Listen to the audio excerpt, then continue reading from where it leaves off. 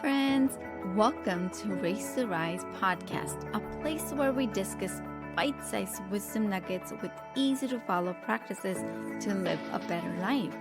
I am your host, Mital Patel, a parenting junkie, Ayurveda enthusiast, and an advocate of conscious living.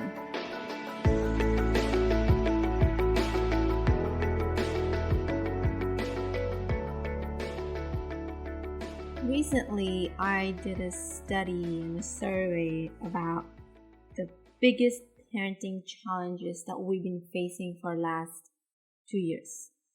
And the things that are surfacing again and again is that parenting has become like a daunting task, quote unquote task for parents because of this pandemic situation and how things have been so uncertain, and this has added so much pressure, and it just hasn't been so easy to live up.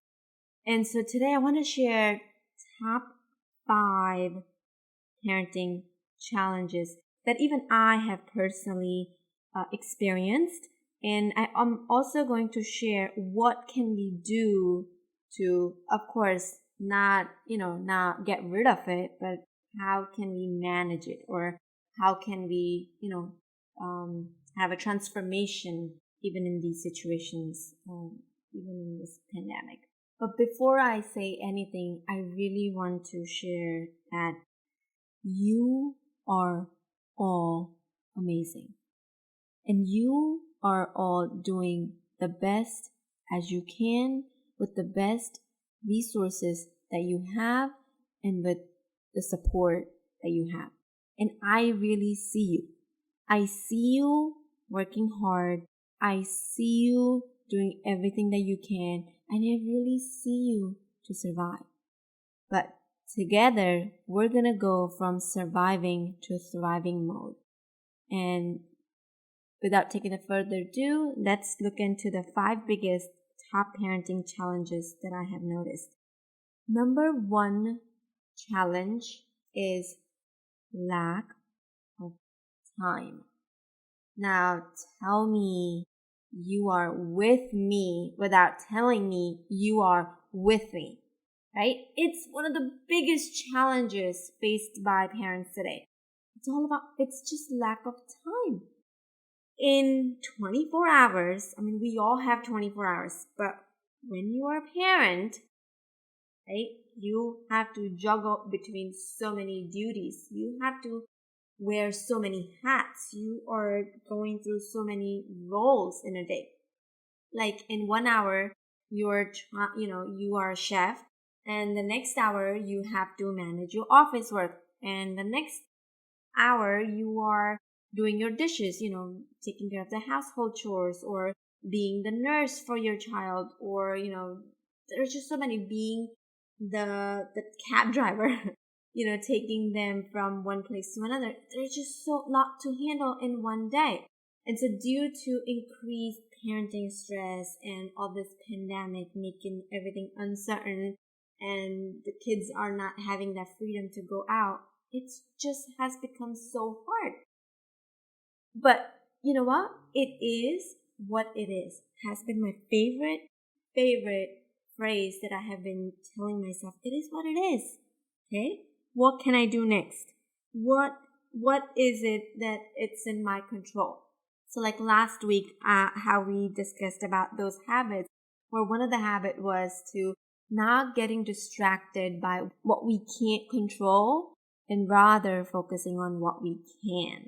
Right? So again, lack of time, we know it is what it is. We all have only 24 hours and we have so many duties. How can we create more time? How can we be more creative? How can we ask for help? So this is a solution that I have been doing. I have been asking for help. I have been asking my kids to collaborate with me. I have been making requests for them to collaborate with me. And it's so easy. All we have to do is ask. Like, try, parents, try. There is so much power in asking for help. And so this lack of time is going to be the biggest challenge. But again, there's so much that we can do. We can be more creative and we can ask for help. So for example, I give responsibilities to my older ones. So first thing in the morning, I wake up at 4:30, but I have my morning routine and I also have to get out of the house by 7:15. I have to make fresh lunches for all three of us. For my little one, for my older one, for me. And we don't eat same food because I have diet restrictions and my little one he thrives on like a selective food. He has to have same food every day. He is that kind of a simpler guy. Where my older one gets bored with the same meal for lunch. Me and my little one thrive on the same meal every day. So again, I have to cook 3 different lunches. So lack of time. What creatively I have been doing is I have been asking for my older son to help me in the morning to, warm our water together. So, or, he can, pack his brother's bag, pack his bag. And we actually do a lot of preparation ahead of time. So like on Saturdays or Sunday morning, one of the other mornings, if I have like literally like 15 minutes in my hand, I will just go ahead and take clothes out for 5 days for kids and me because we 3 have to go early in the morning. So we prepare ahead of time and just this, clothes prepping or meal prepping or deciding on what breakfast we're going to eat or what lunches we're going to cook every day makes a huge difference. And that can take off a lot of pressure off of this not having enough time in a day. The second challenge is imbalanced life. Yes, imbalanced life. Balance is a myth, my friend. If nobody ever told you, I'm gonna tell that to you. I'm just gonna repeat that balance is a myth. There's no such thing as balance. Even though we say, to say it that it's all about balance, but it's just not possible to do, to give 20% to each of the tasks because then we're not gonna achieve the result that we're trying to achieve in that one area. But I believe that it's not about balance. It's about integration.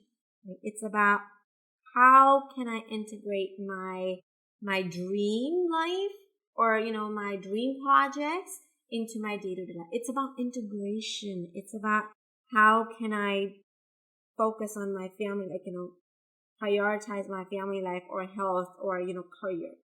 So it's about integration and not balancing out.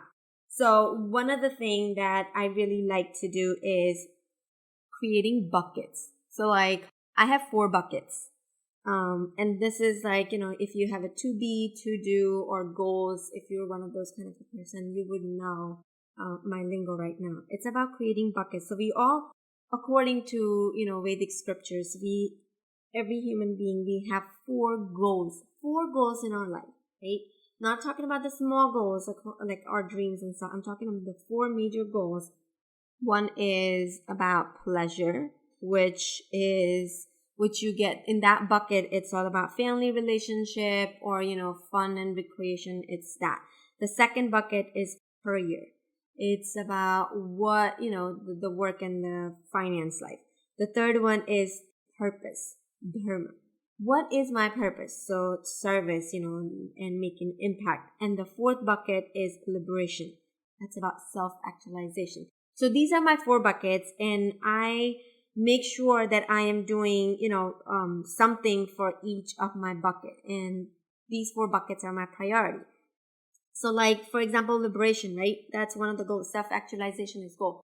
But if I spend all my time in just learning and reading self-help books and just doing, meditation and stuff like that, then what about my other buckets? What about my family, relationships? What about the purpose, the making the difference in the world? What about the career? It's all about career is about earning with integrity. So when am I going to do that? So it's about integrating all these 4 buckets in, keeping them all in forefront. So that's what I believe. I don't believe in balance. So there are some days where it's like, for example, on the weekend, my weekend is all about self-actualization / purpose, where I really work on serving. So I record my podcast or, I create content and how can I serve the parents and, serve my mission. And about self-actualization, where we legit go every Saturday to temple, and all day it's all about spirituality, learning how can I be a better version of myself. And then Monday to Friday, of course, I have my career, I work, so it's like 8 to 5.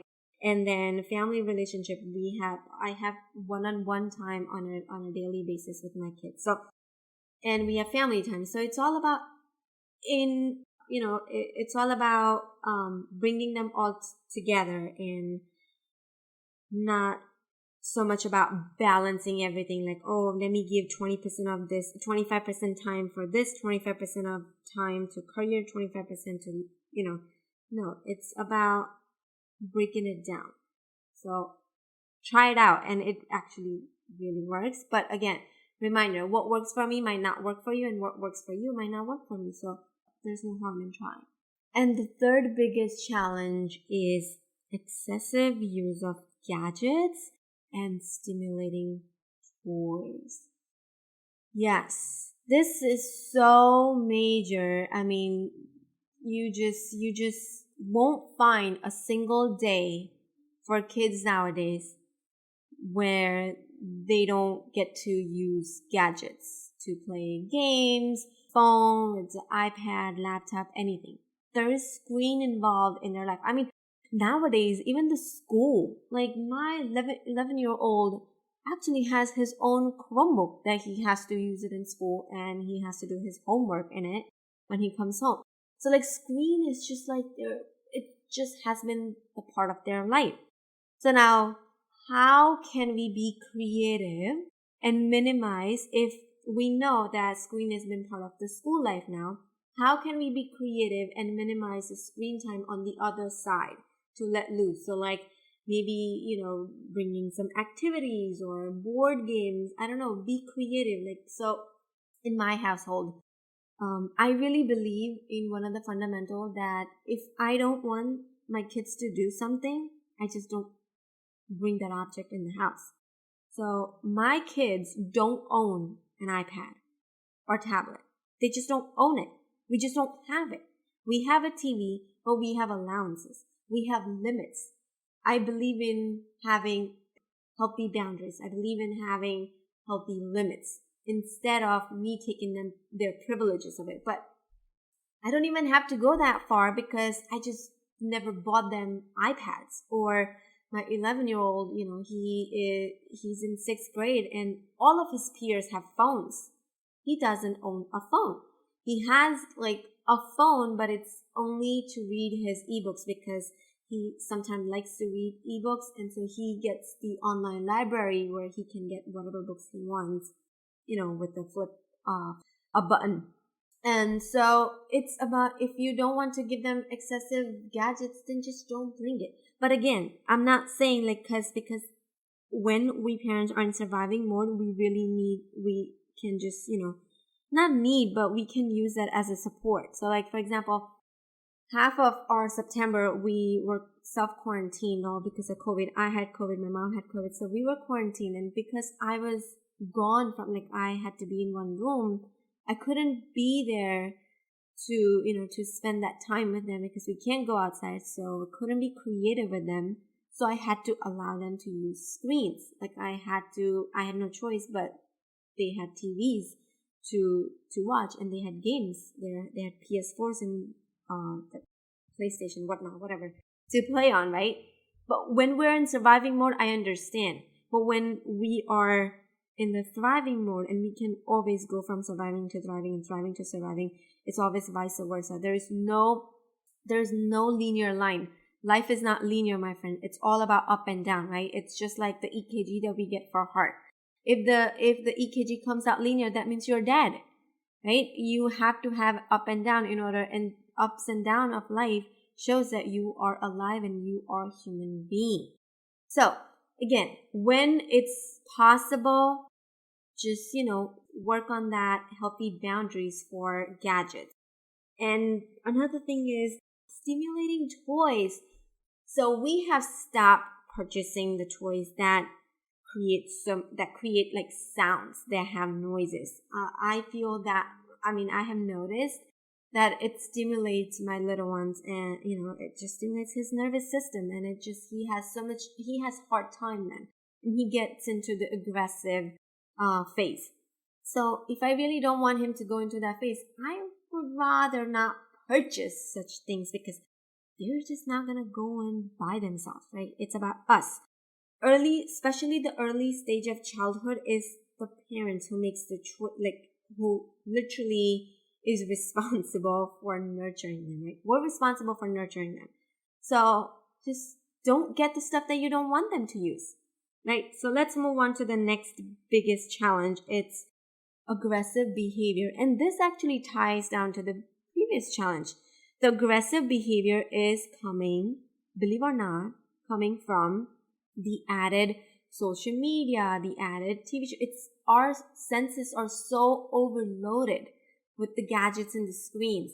And that's what's turning our nervous system on a high notch.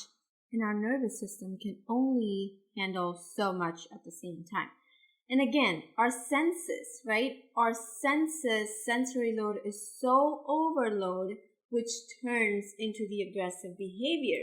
So whether it's for kids or us adults, it's about what are we taking in. So like the movies that we watch, or the anger, the violence, we're all absorbing this energy, which adds up to the aggression, because it's filled with negative behavior and negative energy. Our last habit number 5, is failure to model behavior to teach fundamental morals and values. This one, my friends, I personally think this plays a huge role as well in terms of parenting challenges, because we're actually failing to model the behavior, and we're not teaching the values and the fundamental moral values, because ourselves, we parents don't know what we value the most, because society has conditioned in so much in terms of the go mode, in terms of going from one activity to next activity so fast, where there's no pause, no time to reflect, no energy to reflect, right? So we literally are not modeling ourselves, so there is no way we can teach it to our kids, right? So it's so important to have family values, and that's why I really personally like to read stories about the leaders, the inspiring stories where there is a message and the lesson to learn from. So learning about, someone's mistakes and how somebody works towards their dreams, or how important is empathy and how kindness. And so these are some of the values that we really need to explore with our kids, so they know what do they value. And that's why I really admired how back home we lived in joint families. And I still prefer to live in joint families. So right now, my parents, my mother-in-law, my kids, we all live together. Even though there are pros and cons to it, but the pro is they have stories to share. I always admired my dad sharing the stories from his childhood and the hardships and the hard days that he went through, because I really learned a lot from those stories. And I really like them to share those stories with my kids, so the kids can learn the values of the work ethics, the values of hardship, the values of compassion, the values of, family and the togetherness, and how we can serve, when we're together, in terms of ethics and compliance and cooperation. We can choose the real values that can serve us. So these are some of the biggest parenting challenges. Again, to recap, it's the lack of time, imbalanced life, excessive use of gadgets and stimulating toys, aggressive behavior, and failure to model the behavior to teach the fundamental morals and values. So I hope you can take something out of these. And these are also one of the challenges that I faced earlier, and I worked on it a lot. And I hope you can also maybe focus on the the nurturing part of your kids, so you can respond consciously and at the same time, empower our leaders for tomorrow. That's it for this week's episode of Race to Rise. Be sure to sign up to our email list at risewithmittal.com and join us again next time for more wisdom about life, kids, and everything in between. I am Mittal Patel, wishing you happy raising and rising.